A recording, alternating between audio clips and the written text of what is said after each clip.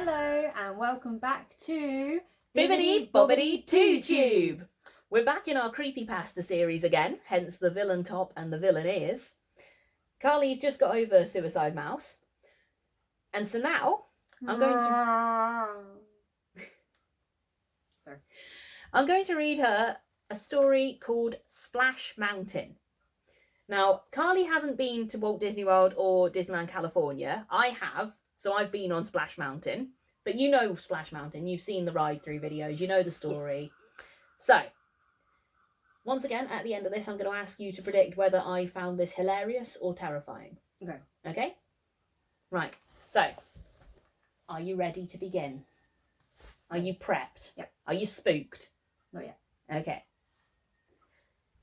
I think it's safe to say most Americans have either been to Disneyland or Disney World. I've been to Disney World in Orlando twice now. The first time I went, I was 10 years old. Me and my family just returned from our second trip as a family 10 years later. We went during February, so it was relatively quiet in all the parks. We did go to all 4 parks. We started in the Hollywood Studios, then Epcot, then Animal Kingdom, and finally Magic Kingdom. I had a great time until I went on Splash Mountain. Splash Mountain is one of the most popular rides at Disney World, and I remember it being my favourite 10 years ago. Since we left all the other parks relatively early, we decided to stay at Magic Kingdom until midnight. After the nightly fireworks, the park started to really quiet down, basically to the point that the park was dead. We got on a few attractions with no lines. My little brother, who was 13, was really getting into the spirit. He was wearing mouse ears and a bright green Mickey Mouse shirt. Me and my older brother teased him about it throughout the day. Somehow, we were so busy, it wasn't until around 11:30 at night that I remembered we hadn't even gone on Splash Mountain.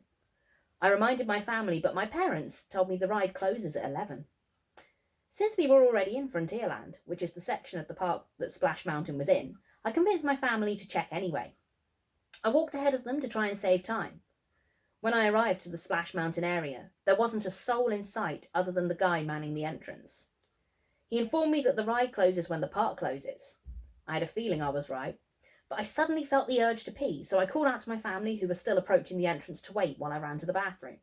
Conveniently, there was one right next to the entrance. I'll spare you the details. But after I returned to the entrance of the ride, my family was gone. I called for them, walking around cluelessly, but there wasn't even a response. I turned back to the entrance to ask the worker who was standing there if he saw where they went, but he was gone too. I was about to take out my phone and call them when suddenly I heard the sound of my 2 brothers laughing from down the entrance of the ride. What the hell are they doing, I thought. They're not planning on going on without me, are they? I ran down the cave-like entrance of the ride, but the sounds of my brothers laughing didn't seem to get any closer. I called out for my parents, for my brothers, but they didn't respond. How could they not hear me? I made it to the room where you board the log boats, but there were no employees anywhere in sight. What I did see was one of the boats leaving the boarding room, and I could see my little brother in his green shirt and mouse ears sitting in the back seat of one of them. He was next to somebody else, probably my older brother. I screamed their names in anger, but they didn't hear me. I couldn't understand why they'd go on the ride without me. Another boat was about to leave the room, so I hopped onto it since there were no employees to tell me otherwise. I was on the next boat behind my family. As I slowly rode out of the room, and eventually outside, I couldn't see my family ahead of me. It didn't make sense. I wasn't too far behind them to start with. How fast could their boat be going? I sat with mixed emotions, mostly confusion and anger, as the ride slowly progressed until I finally entered the cave with all the singing robots. I guess where the ride actually begins. This is where things began to get strange. Well, stranger. First things I was greeted by were a bunch of giant singing birds. I remembered these things from 10 years ago. As they sang their song, their heads slowly turned to constantly face the boat, and their eyes, all their eyes seemed to lock onto mine. I didn't remember them doing this last time. It was very unsettling seeing those things looking at me as if they were actually aware of my presence. Obviously, I assumed it was just updated technology to add to the atmosphere. After all, it was Disney. Sitting all alone on this ride, I felt uncomfortable. I know it's a Disney ride, but you wouldn't understand. Being on a dark, slow ride all alone at this time of night with seemingly nobody around gives a very unsettling feeling. After the birds, I approached Brer Fox and Brer Bear, who were plotting to capture Brer Rabbit. See, if you know anything about this ride, you would know that you are entertained throughout by animatronic versions of the characters from the movie Song of the South, specifically a hungry fox and his dim-witted henchman Bear, who constantly make goofy attempts to capture a rabbit for a quick snack. Anyway, back to the ride. Normally, Brer Bear would be carrying a big wooden club, but this animatronic, he was holding an axe. And instead of his normally goofy appearance, he had a more intimidating look that was definitely not child-friendly. And standing on his shoulders was Brer Fox, only with a much more evil, scary version of his face. He had sharper teeth instead of his kid-friendly evil smile. It was much more disturbing, a clearly unhappy and resentful face. Upon getting closer, I could see that the fox had a large knife in his hand. The two animatronics began speaking, or at least the ride audio provided the sounds of their characters speaking, but the voices were also off. The bear was so muffled and distorted it sounded incomprehensible, and the voice of the fox, it sounded almost demonic. The background music was too loud for me to make out anything being said though. My boat passed by the two characters only to approach something equally unsettling. This was Brer Rabbit, but instead of singing like I remembered he did, he was sitting on top of a broken mailbox. Instead of his normally happy face, he had a depressed face with bloodshot eyes and a red stain on his pink shirt, presumably blood. This wasn't right. Disney wouldn't do something like this. I didn't want to be on that ride anymore. I shouted for my family in the hopes they might hear me, but there was no response. The song switched to the Laughing Place song, but this sounded different. It didn't have a cheerful feel to it. At this point, every single animatronic character on site was making direct eye contact with me. They were not cheerful, kid-friendly faces though. They were angry, hateful faces. This has to be a joke, I thought. I must be going crazy or something. They wouldn't do something like this, not at a kids' park. The next time that I saw the main characters, it was even worse. Brer Fox was waving his arm in anger, yelling something incomprehensible at Brer Bear, whose axe was now covered in blood. The first thought that came up was, whose or what's blood? Then I saw that Brer Fox was actually waving something in his hand. It was a dismembered arm. The arm of Brer Rabbit. In front of the two robots was a blood trail. A blood trail that looked a little too real. I could see fake blood dripping out of the prop that the fox was holding. It has to be fake blood, I thought to myself. Before exiting this section of the ride, there was one more disturbing scene. Brer Rabbit limping across the field with the trail of blood following him. It didn't make sense. The blood actually dripped on the floor, only appearing behind him. How could that be unless someone cleans up the blood every time a boat passes by? But by this time, it was pointless to try and rationalise any of this. All I wanted was to get off of this ride and see my family. After this, finally came the most anticipated moment of the ride, the big drop. The boat climbed up to an angle and began to climb the hill. At this point, anyone would be excited, but I wasn't thinking about it. I was so focused on what I'd just seen on a Disney ride. As I neared the top of the hill, there was one scene waiting at the side. From what I remembered 10 years ago, it was Brer Rabbit tied to a pole over a fire, begging to be let go by Brer Fox. But this time it was the most disturbing thing I had ever seen. Brer Rabbit was still tied to a pole over a fire, but Brer Bear was also there this time, with Brer Fox standing right beside him.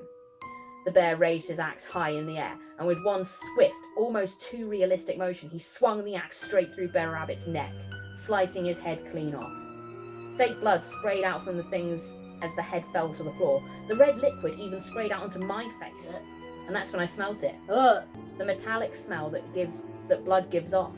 It was real blood. I started to gag in disgust and shock, ready to throw up. The head hit the ground with a loud thud, then rolled into the water. Suddenly all the lights in the ride went out, and all the background noises stopped. It was pitch black inside. All I could see was a hint of moonlight coming from the top of the hill. Then, coming up from behind me, even over the sounds of the rails pulling the boat up the hill and the water moving down the hill, I could hear the sound of heavy splashing coming from the bottom. The kind of splashing you would hear from somebody running through water. I turned around to see, but there was nothing but darkness behind me. The splashing was getting louder, and just as I reached the top of the hill, I could see a large humanoid figure, probably 8 feet tall, beginning to run up the hill. As it ran closer, It stretched out its long arms, seemingly ready to pull me out of the boat. The shock of it all prevented me from being able to note any of its features before dropping down to the bottom of the hill outside. What did I just see? I must be going crazy. What the fuck was that? I thought it was a dream. I pinched myself. I even slapped myself in the face, but it was real. Whatever. I was outside now. This was my chance to get off of this nuthouse ride. I looked for any place to climb over the fake rock walls, but all of the walls were covered by big spikes. They weren't even just decorative props. These things looked dangerously sharp. Hell, they looked deadly. And they were covered every single imaginable place to climb out. It was like I really was in a giant briar patch. It was like these spikes were put here to prevent anyone from escaping the ride. I pulled out my phone and turned on its flashlight to see if it was safe to even hop out of the boat.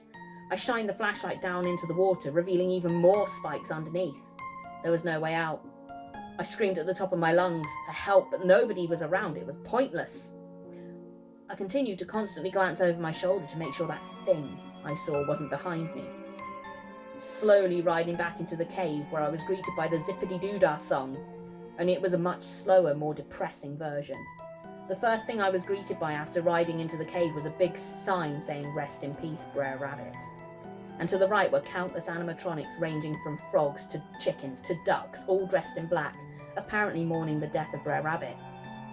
The boat came to a sudden stop, and all the background music stopped along with the motors and the water flow, leaving nothing but utter silence.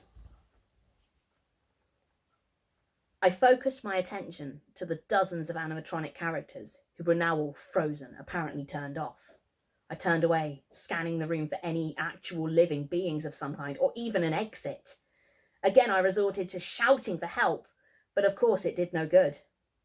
Just as I was ready to give up and trying to escape the ride, my luck finally seemed to change as I saw a glowing red text of an exit sign slightly hidden behind a big rock. That was my way out. There were no spikes in here. I took one more glance over my shoulder to make sure nothing was behind me, but that's when I saw something in my peripheral vision. I didn't want to look, but I forced myself to turn around and see the dozens of mourning animatronics have all turned their heads to face me. Whatever was doing this didn't allow me to witness this for more than a few seconds because the lights went out inside the cave, once again leaving me in complete darkness and silence. Even though it was cold inside, I could feel myself sweating. I could feel my heart punching inside my chest. Then the sound of heavy footsteps coming from the platform broke the silence. I find myself hugging the edge of the boat, too scared to even think about getting out. The footsteps stopped right at the edge of the platform, and the boat started to rock back and forth. Something had got into the boat. I leaned against the wall in shock and horror, still as a statue. The thought of something grabbing my foot the second I tried to hop out haunted my mind, paralysing me in that position. I stayed still like this, not even moving my arm to itch for what felt like 10 minutes. My eyes were somewhat adjusting to the dark, but I refused to turn my head to see what it was behind me. Just as soon as I began to think about making a dash for it, I felt something grab my right shoulder. I didn't even dare look at the hand grabbing me. I immediately jumped out of the boat and ran to the platform. I grabbed my phone and turned on the flashlight, helping me find my way through the props to the exit door. The door led to a long hallway where I eventually found the back door leading to the outside of the ride. I was safe. I made it out alive. Immediately I dialed my mum's phone number and she answered within seconds as if she was waiting for me to call. I asked if she was all right and she said she was fine. I screamed into the phone to meet me by the exit of the park right away. She sounded confused and asked where I was, but I hung up the phone and ran, planning to never return to the Magic Kingdom again. Since this experience, my parents have been sending me to many psychiatrists and seeking as much therapeutic help as possible, but I'm still convinced I hadn't imagined it. It was too real. My advice to you, never ride something like this alone during a very slow day or late at night. I don't know how or why they would do this. I don't know if Disney is hiding something. I still think of the creature I caught a glimpse of and whatever that thing was in the boat with me. I sometimes wish I had turned around to see what had grabbed my shoulder, just to kill the curiosity that will never go away. But maybe I should be happy I didn't turn around. Possibly the strangest thing about all of this, when I met up with my family at the exit of the park and tried to get some reactions from them, they told me that after I went to the bathroom, they simply walked around waiting for me. They never got on the ride. So, that was Splash Mountain. What did you think of that one? Kind of glad it's closing. Thank you, Tiana. You'll be pleased to know there's no videos of that one. Oh, it's the thought of the dolls or the animatronics. It's like dolls. You hate dolls, don't you? They're just creepy. So what do you think I thought of that one? You liked it? I did. I love that one. First time I heard it, Mr. Nightmare was reading it, and he has it with the slowed down zippity doo dah music, like a broken music box. It's the creepiest thing. I was like, but yeah, I love that story. I know it's terrible and there's awful cliches in it, but it's a guilty pleasure of mine. What do you think? Creepy or less creepy than Suicide Mouse? Creepier. Creepier than Suicide Mouse? Yeah. Yep. So what do you think? Thumbs up for creepy? Thumbs down for too creepy? Too creepy. I just don't like the thought of the dolls. That's going to be in my bloody head now. Just these things. Have you seen the Splash Mountain animatronics? Have you seen them? Mm. So you know how creepy it is if they were They're creepy enough as it is. It's like when you're on It's a Small World and one of them isn't working or one of them's working too fast for the song and it's just like... And then you can just imagine, like, that's creepy enough in itself. But to have one being like... oh, not just one. To have all of them like... No. Oh, Carly. No. You're looking at the princess book fondly. You're wishing, aren't you? Come on, Cinderella, don't let me down. It's okay. There's only 3 more to go. So, join us next time on Bibbidi Bobbidi Tutu to see what Carly thinks of the next story. Bye!